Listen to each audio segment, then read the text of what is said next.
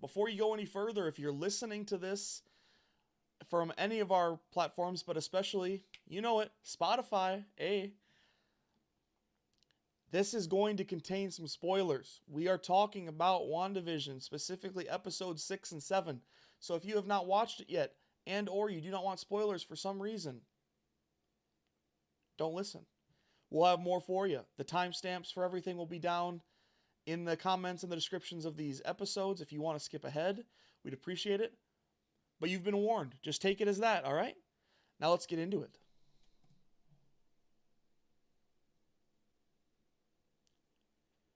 Denver. Wow. Episodes 6 and 7. Go ahead and take it away. Wow episodes. So 6, man. That's coming off the heater of Evan Peters coming in as Quicksilver. Sorry, I blanked there. But it's not really him, and there's some little details, you miss. One thing that struck me of episode 6 was this exchange when Wanda and Quicksilver are in the street, right? And they're talking, the kids are trick-or-treating or whatever. And he goes, "Run, you demon spawn." Because those kids are Mephisto's kids in comics. They're legitimately demon spawn. I still think Quicksilver's Mephisto. Episode 6 was crazy, though. She expanded the Hex. I wasn't prepared for that one. I also enjoyed Vision's kind of like creep around, figuring out what is going on. I have a tweet in Tweets of the Week that represent that in a meme, and it's fantastic. So episode 6 was very like, boom, Wanda goes insane. Quicksilver's a dick. I just be honest here. He's not Quicksilver to anyone who thinks he's Quicksilver. He's not Quicksilver. But episode 6 was really, really good. How did you feel on episode 6? Yeah, there was a lot of interesting things. Obviously, that was the first meaningful look we got at the new Quicksilver, if you want to deem him that, I suppose. And instantly, it's very odd. You can tell right when he enters, the storyline right there at the tail end of episode 5, that Wanda's like, well, what the fuck? Yeah. And then I think the really telling moment was right kind of after the instance you pointed out where they were in the street, when they were in the town square for the all-town party, whatever it was called. That's not the important detail, but when he says something about you can't like bring back your dead husband or something to that effect, and she just like goes ape shit on him in front of everybody.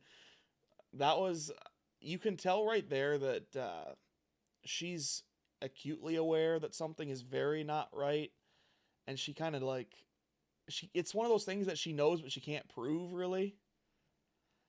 So like she's stuck at that point because she can't just like, obliterate her children's uncle right in front of them, and it's just kind of weird. It was a very, very interesting episode because on the other side of it, like you mentioned, the like Vision playing detective was really funny. And yeah, then I thought that was a good concept. Right at the end of it was where he tried to escape the Hex, correct? Yes. That was that, yeah. And just that whole scene is wild.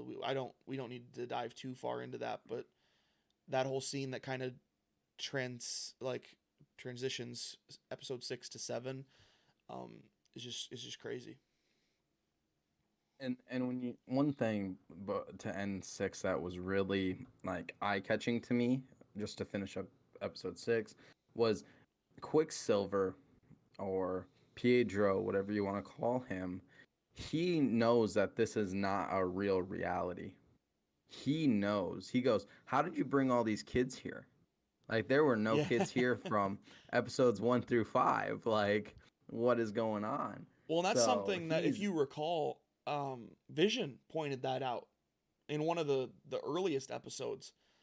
It was right as he kind of was like, I forget if it was before or after he talked to Norm and kind of got the information that things aren't all right and this is kind of a messed up world. Was he Yeah. was like, how are there no children in Westview? And so that It kind of thread comes around again.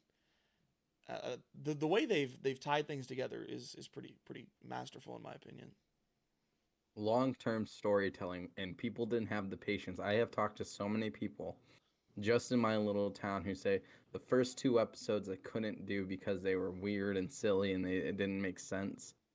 But if you can, like, long term, that build, and then you get to episode 7, right?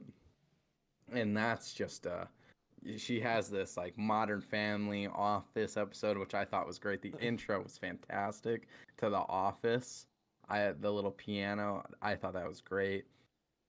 But like the tweet on the screen is, I can't fix this. Like, she is now like, I don't know what to do.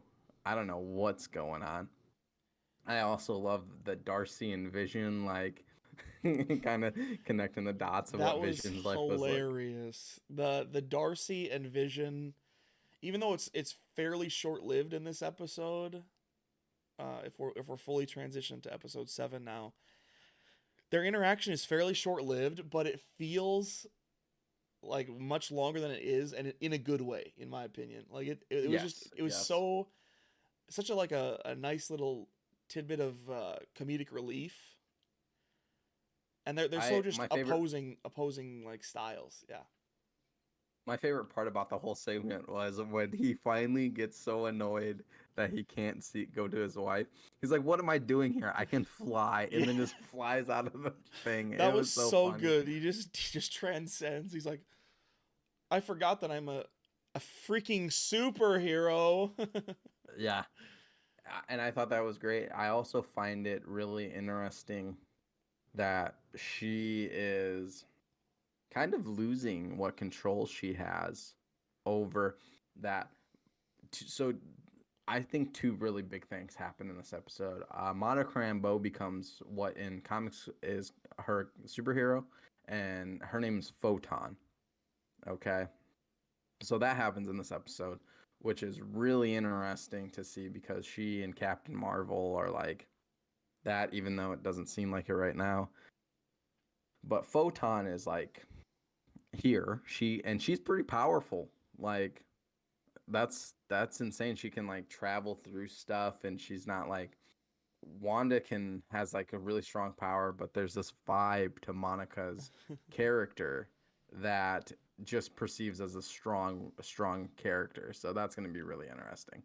If I don't think you know who Photon is. I didn't know who Photon was until about 6 months ago when people were like, here's who Monica Rambeau is and all that shit. And I was like, oh, that's kind of cool. Yeah, you're way more into that kind of back end stuff than I am. I enjoy just taking it as it comes. Yeah, so that's the one thing that you can take it as it comes. And then at the very end of the episode, like, fucking, I truly believe Agatha ate those kids, because if you look back at the episode, she's like, I think I've ate a kid or two, or like I've eaten a kid or two, something along that lines. Yeah, that was And wild. Obviously, you've been on this hype train that Agnes was like big evil from the beginning, and like anyone who watches it kind of gets that vibe. I feel like if you don't get that vibe, you're kind of maybe you're a little slow on it, but we don't judge over here, right? But no, it's no, been never. very evident to me from the beginning that even though she presents as very innocent and just kind of kooky, it's yeah, there's some very scary undertones there, I'm gonna say. Yeah, And we and her finally little figured that musical out. Yeah. number, the little musical number she does to like introduce that she's been like a villain all along, cracked me up too. I thought that was great, but I loved like the, oh my god, I forgot the name, but that book, that book has like some magical shit in it, and it's about to get really real. And so her coming down, and she has a little cat. That's her thing. So, but that little dungeon is like her. How do I word it? Like, I think that's where hell is. Like, that's like there's hell in that thing. So that was a good reveal. On the note of the book, I'm pretty sure that's Tom Riddle's diary, and we're in store for a Harry Potter Marvel crossover here very soon. Wouldn't that be amazing if Theories. that was the big reveal? The big reveal. Daniel Radcliffe comes in, Monica Davra blows everything up. And then my apologies, I don't remember the actor that plays Hagrid, but then he's like, you just hear his voiceover in the background. You're a wizard, Harry.